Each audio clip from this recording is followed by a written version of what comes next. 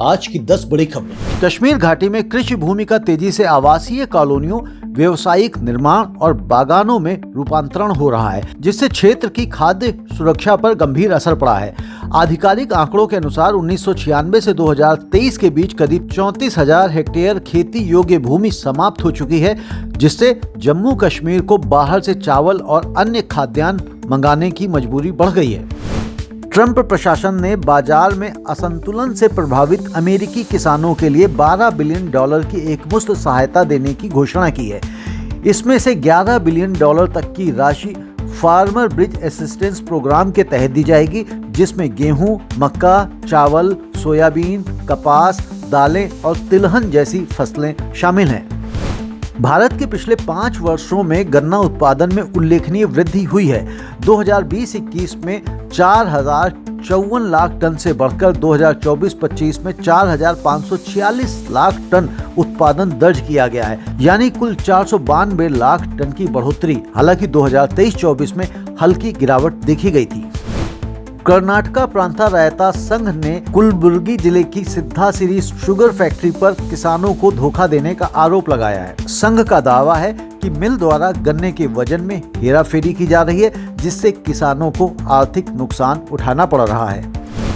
अमेरिकी प्रतिबंधों के चलते नवंबर में रूस का तेल निर्यात 4.2 लाख बैरल प्रतिदिन घट गया। तेल से होने वाली आय $11 बिलियन तक रही, जो पिछले साल की तुलना में $3.6 बिलियन कम है। वहीं यूरल्स क्रूड के दाम फरवरी 2022 के बाद सबसे निचले स्तर पर पहुंच गए हैं।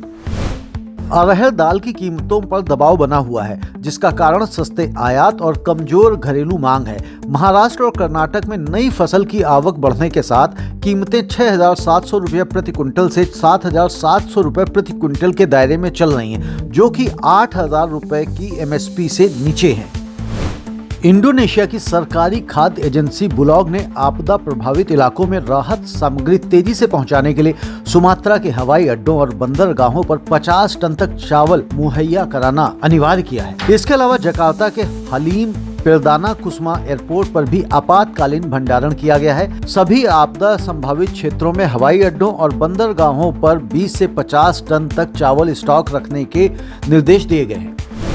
केंद्र सरकार ने 2026 सीजन के लिए नारियल आधारित कोपरा के न्यूनतम समर्थन मूल्य में बढ़ोतरी की घोषणा की है। मिलिंग कोपरा की MSP 445 रुपए बढ़ाकर 12,027 रुपए प्रति क्विंटल कर दिया गया है, जबकि बॉल कोपरा की MSP 400 से बढ़ाकर 12,500 रुपए प्रति क्विंटल कर दिया गया है। इसका उद्देश्य नारियल किसानों को बेहतर दाम देना और बढ़ती मांग का समर्थन देना है।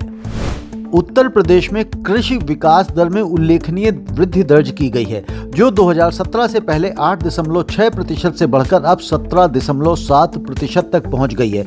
यह बदलाव मल्टी क्रॉप खेती, ड्रिप सिंचाई, मृदा स्वास्थ्य प्रबंधन और तकनीकी आधारित किसान हितैषी नीतियों के कारण संभव हुआ है। दिल्ली और आसपास के इलाकों में घना जहरीला स्मॉग छाया हुआ है और वायु गुणवत्ता गंभीर श्रेणी में बनी हुई है। CPCB के अनुसार सोमवार सुबह AQI 456 दर्ज किया गया, जो इस सीजन का दूसरा सबसे खराब स्तर है, जिससे उड़ानों और ट्रेन सेवाओं पर असर पड़ा है। तो ये थी आज की प्रमुख खबरें। इसी तरह से आप हमारे चैनल को देखते रहिए और कमोडिटी टुडे को अभी तक आपने सब्सक्राइब नहीं किया है तो सब्सक्राइब करें। धन्यवाद।